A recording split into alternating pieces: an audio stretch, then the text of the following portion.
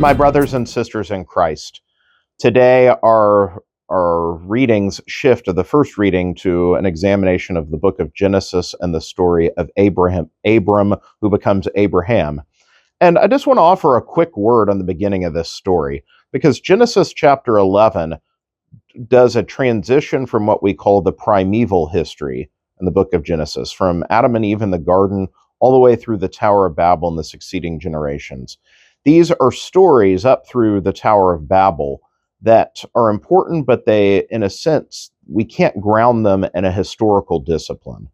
There are things that the archaeological record can't support in a way. They're beyond our measure in terms of how ancient they are. I'm not saying that all these events didn't happen.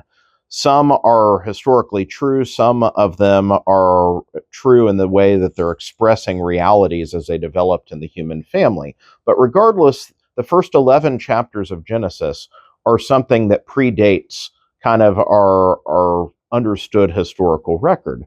But the events in the life of Abraham begin to be grounded in things that we can observe directly in the historical record. And so this is an important turning point in scriptural history. Well, where does this story pick up with the generation of Abram?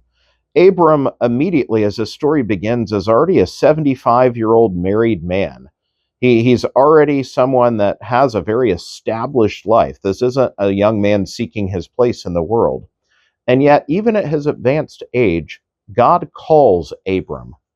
And he calls him not just to something vague, but he calls him to go on the move, to uproot and go where he tells him.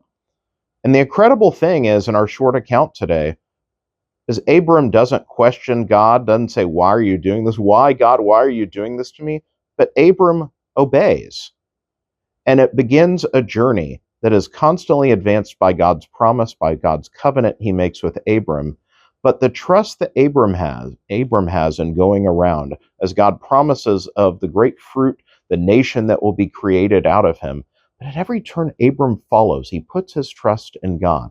And in this, a wonderful model and example is given to us that God never ceases to call us.